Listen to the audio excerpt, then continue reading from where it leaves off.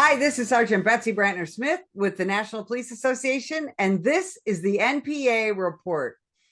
I have with me today someone who is incredibly bright and so enthusiastic about what she does for first responders, especially for the law enforcement community. So I thought you would really enjoy meeting her and learning more about Peak Mind.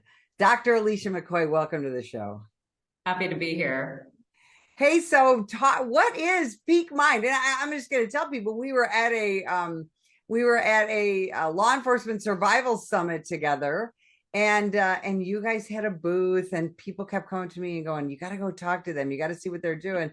And then finally, my husband came and said, "You got to talk to this woman," and so here we are. So talk about that experience and talk about Peak Mind.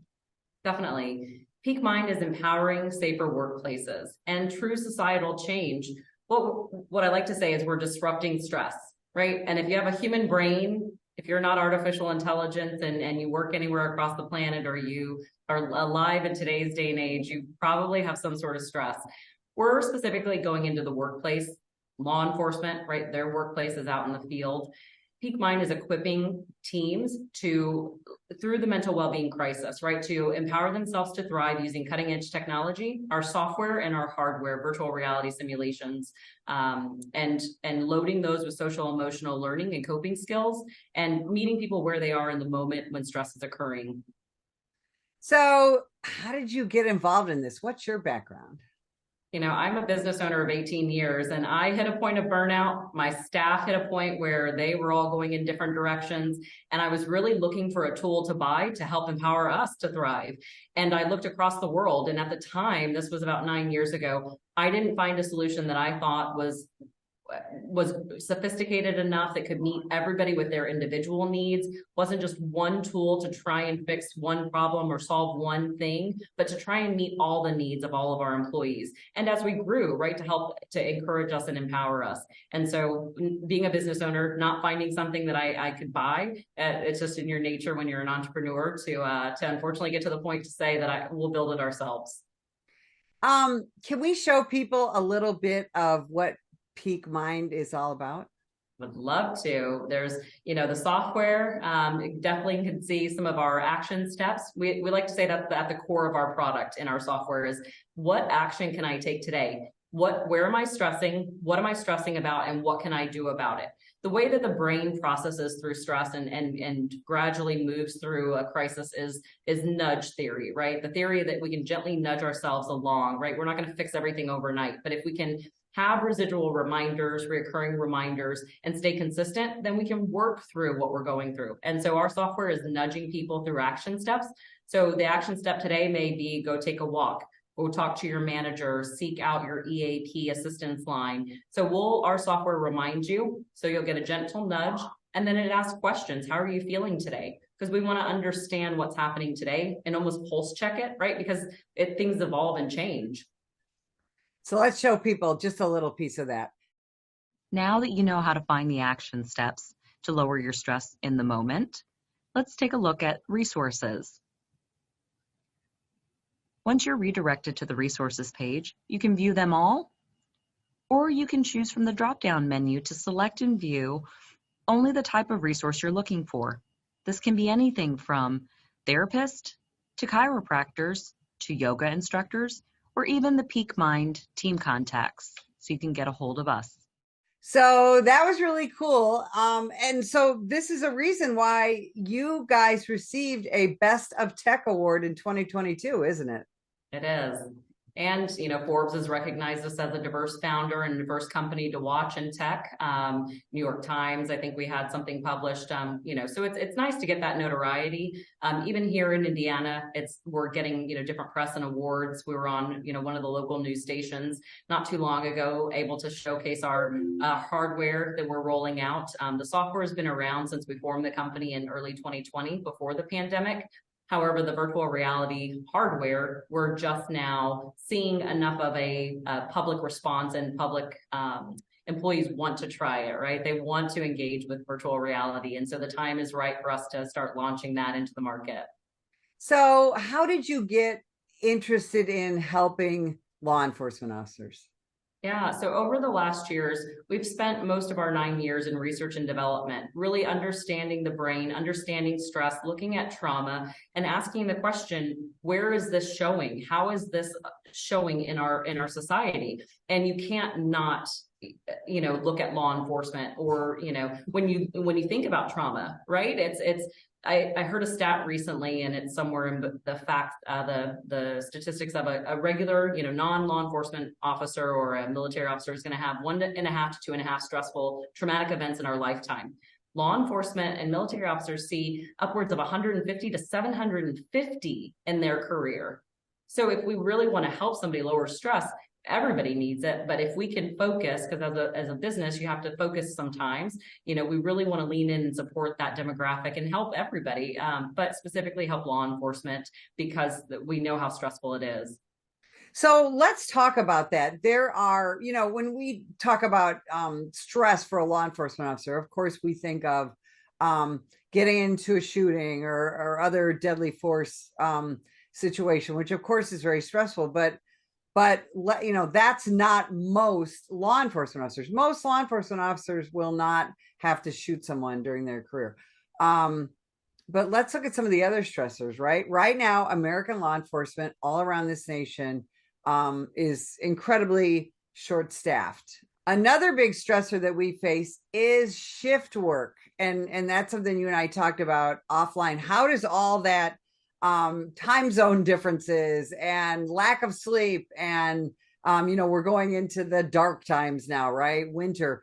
How does all that affect your stress level, and what does Peak Mind do to help that?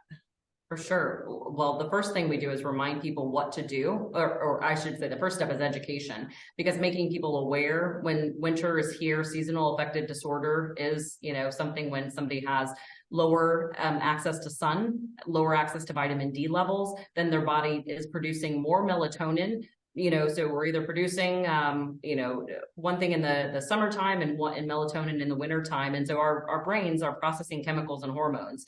And so stress starts in the middle of our brain. And so I like to say it's supply and demand. What is our inventory level of our hormones in our different body? And so if we're too high in melatonin, then we get sleepy, right? Melatonin's the hormone that puts us to sleep at night, that our bodies naturally produce. And so if we have more of that in wintertime, then we're feeling sluggish. We're feeling like we want to sleep more, which, lends to, am I depressed? I'm having depressive feelings. And so seasonal affective disorder doesn't affect everybody, but it is something to be aware of, that if you feel that you go very easily into depressive states and you stay there and you don't want to come out of it, right, the valley of despair, then that might be something you talk to a therapist about, or a counselor, or a trusted advisor. So what is the human element to Peak Mind before we talk about some more of the technology stuff? I know there's a human element to it. What is that? For sure. In the software, we're teaching compassion, empathy, sympathy, making people aware of what perspective other people might be going through, because if we're feeling okay and we're not going through a life crisis, others might be. And they may not be sharing that vocally with us, but physically we may see that on them, or we may just not be aware at all. And so understanding, that it's not just our perspective. We can assume somebody looks angry, but there could be something behind it. There could be pain. And trauma behind it. So being aware of self and others, we like to say, is one of our core missions. So we want to educate people on what others might be feeling. And then the human side that we provide for our clients is that we provide humans as well. We like to call them hospitality coordinators. And so we can't just send you technology, or we choose to not just send you technology and hardware and say, go figure it out on your own. Good luck. We send a human hospitality coordinator with you to guide you through the journey, because somebody has to implement this in companies. And we want to be there to support the person implementing this to truly see the success rates and the engagement rates. So American law enforcement has become this horrible political football that really shouldn't be, right? Safety's not political, policing's not political. And cops, when we show up at your house or at your crash scene or whatever, we don't ask you for your voting card, right? We don't care what political party you're a part of. But that's become very stressful, hasn't it? It has. the voting season, right? We knew that coming into the voting season that just passed, that stress was increasing, anxiety, right? Worry, anxiety. Our brains, we have to understand, are naturally hardwired to feel stress, to feel worried, and to think about what, all the thousands of things that we think could go wrong in our lives. And so whether that's political or, am I going to lose my house? Am I going to lose my kids? Whatever, am I going to lose my job? If our brains are 80% of our brain is hardwired to mind wondering, then we're thinking all day long about what are the worst things that could happen. So training ourselves through habit and repetition and simulations to get to the focused brain, that can be applied to any different situation or circumstance that we face in life. And that's really the core of what Peak Mind is trying to do. We want to give you tools for your tool belt before you need them, before you get into a crisis, whether it's a car wreck or if you're law enforcement, you're going into a situation, we want to give you tools to better handle that situation and think about, what decision am I going to make? The more that you stop mind wondering and coming up with a worst case scenario and focus on, if this happens, here's my step. This is my crisis action plan for whatever situation. Then train your brain for the positive versus the mind wondering and the negative, toxic, all the worst things that we could think of. So explain what mind wandering is, because I'm fascinated by this, because this is one of the things we teach in officer survival training, is that worrying is negative visualization. This is a lot of visualization, right? It is. That's exactly what it is. We just envision 10 different ways that the bear could attack us, and we're never going to see a bear. Or we could envision, right? We're very creative, thanks to Hollywood, I'd like to say, right? We've watched so many movies. We've played that scenario in our head as if it's us. But you're exactly right. We've now visualized that for our life. And when do we spend time visualizing positive? I mean, maybe if you do the positive affirmations and visualizations of winning the lottery, right? Then but those are the few and far between. Most humans and adults, we haven't been trained to really focus on the positive. We think about all the cool scenario of whatever Hollywood has shown us. How does Peak Mind deal with those kind of individual scenarios, if you will? Yeah, through virtual reality simulations, you're helping to de-escalate. You're helping to, again, visually see yourself in the scenario so you can think about, oh, how did that make me feel, right? Envisioning where you feel. If you feel a way that you don't want to feel again, then you can start the habit of changing that feeling, changing the synapse, right, in our brain that goes to, I always stress about this, cortisol hits me, and the adrenal fatigue, or the adrenaline hits me, and how do I react? If you don't want to react that way, then you can, through simulation, start to say, okay, breathe through it. Watch it the second time, you're not as escalated. You're not as hyper, manic or hyper aroused. And so everyone has a level of homeostasis in our brain when we're cool, calm, and collected, that's homeostasis. And everybody's is different, right? Some people are naturally higher, some people are naturally lower. But understanding self, walking yourself through those simulations, and then starting to figure out, okay, how do I want to feel? Train my brain to think about, I can survive this. I can overcome this. This isn't the end of X, Y, and Z. Then that helps you to think that when you are in that situation, that there is a way out. And then your body doesn't react as hyper aroused as it once was before you visualize that simulation. What are some of the health benefits, the physical health benefits of Peak Mind? Yeah, well, we kind of talked about it before, sleeping better, right? And so too much adrenaline in the day, keeps you up at night, right? Because your body isn't producing as much of the melatonin, which helps you to sleep better. So that's why they say calm yourself down 30 minutes to 60 minutes before you go to bed, so that you do feel better and you can sleep, because sleep is where we can regenerate cells. We can, get to that level of different sleep states that we need to feel more rested, to regenerate all the good stuff. Supply and demand. If you drain all your dopamine or your cortisol and your adrenaline the day before, or a really stressful week, then your inventory levels are low. So you're gonna feel depleted if you need that, healthy, happy hormones, because it's all interconnected. Right. And we're finding out that fatigue is one of the most dangerous conditions for American law enforcement, more than we ever thought possible, isn't it? Yeah. Well, listen, I mean, they say people sleep driving, right? When you're, or driving when you're sleepy is sometimes worse than driving drunk, right? Or Mhm. those type of things. And so, right, we need to feel our best. We need to get sleep. We need all of us, law enforcement as well, but also high blood pressure, right? That's another main stressor. All that cortisol, adrenaline is spiking your blood pressure all day long. And so we know that that wears our heart down. It wears down our arteries, stroke risk, right? We've elevated our brain too much, right? Elevated our blood vessels too much too often. And we're not getting a lot of those rest states to regenerate. So it is, you're less, you're more anxious. So you're not sleeping as well. Your body's producing too much. You're using all your glucose because glucose is a part of the dopamine process and the cortisol process, right? And so when your glucose is low, you reach for sugar, you reach for snacks. Your body wants to increase that sugar to get yourself back up to homeostasis. So it's just a negative cycle that we stay on, right? That most of us don't get off of. We don't get off that roller coaster. And so Peak Mind at its core is trying to educate people to be aware of some of these things, to say to yourself, how do I assess what I'm feeling? Go get a hormone check if you need. Microbiologists, blood tests are amazing. I think every human after age 25, 35 should get their hormones and blood pressure and all of that checked, right? It's understand where you are, find out what you need to be your best. Don't just look at what everybody else is doing, because chances are you're not chemically made up the same way, right? You're hardwired different from your upbringing and your experience and exposure in life.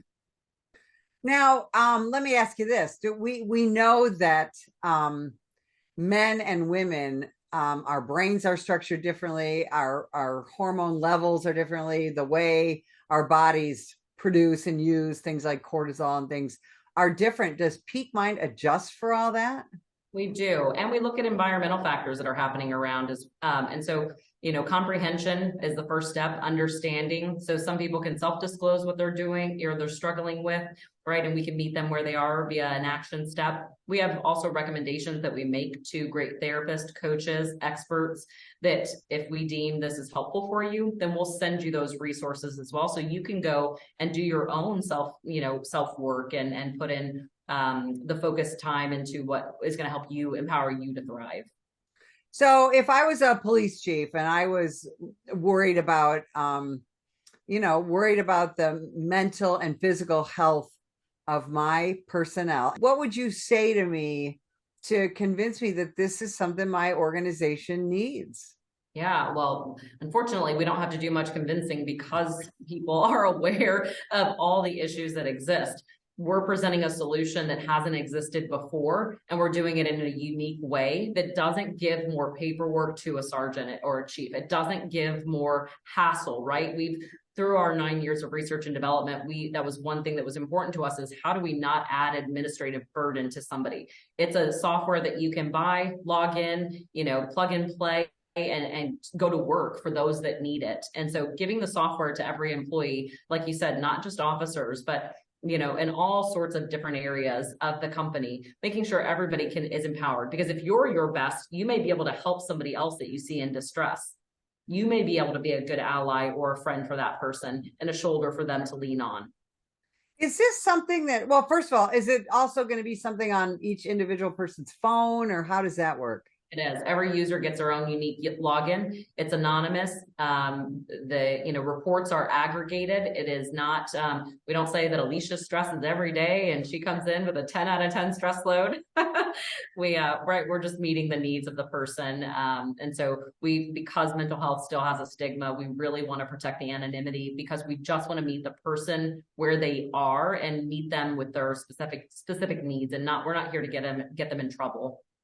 Is it broken down by, for example, let's say one particular patrol shift, all these people that get on from midnight to 8 a.m, let's say, have these high stress levels. Yes. Is that something that the administrator would be able to see? You can. We work with them during onboarding to designate the reports that they'll see. If they have any group that's too small, that's easy to identify, we won't aggregate the data in a small sample set. But if you've got, 15, 20 plus and up people. And we can say that out of this group of 20 folks, here's, when they're most stressed. Commute into work, we know, is a big stressor for most people, right? They're starting, again, that mind wandering, they're starting to think, what's going to happen today? Is this going to be a good shift? Is it not going to be, right? So all the thoughts that are going in are causing stress to be elevated. And so again, we're watching all of that, the data trends, so that we can then inform the lieutenants or the sergeants or chiefs that, hey, when they get there, level set and say, let's refocus, right? If we think, whether it's positive affirmations or whatever they like to say, that we want to support them with that, because then they can coach their people.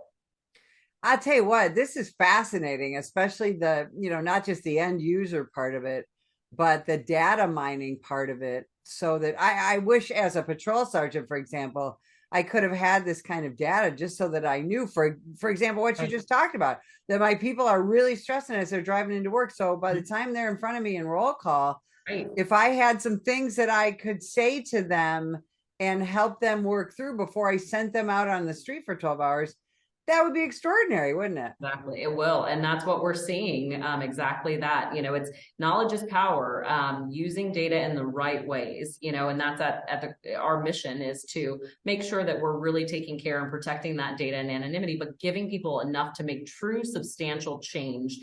Oh, that's fantastic. So, Alicia, where can people find more about Peak Mind? Where can they see the full demonstration? Yeah, we would love to do a demo with anybody. We can do live in person or via Zoom. www.joinpeakmind.com is the best website for us. We've got a ton of information and videos on there. And then on all the social media channels and YouTube and LinkedIn, we're at Peak Mind Online. Alicia, thank you so much for what you're doing, not just for American law enforcement, but for the population in general. We so appreciate it. And if you would like more information about the National Police Association, visit us at nationalpolice.org.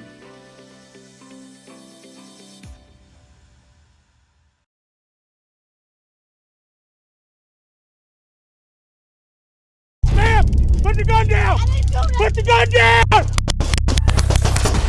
Last year, law enforcement officers were involved in hundreds of thousands of use of force incidents. A use of force incident is when an officer must use nonverbal tactics to gain control of a dangerous situation. Put the knife on the ground. In many cases, officers have no choice but to use force when a suspect doesn't comply with a lawful order. Use of force is always ugly. No one likes it, especially police officers. Together, we can help de-escalate these dangerous encounters. Help police officers by complying with their lawful orders. Don't attack, attempt to disarm, or flee from an officer. Use of force is an officer's last option. Most incidents can be avoided by not resisting arrest. If you feel you've been wrongfully detained by a police officer, then seek a legal solution after the encounter has been resolved. Let's keep everyone safe. Comply now and complain later.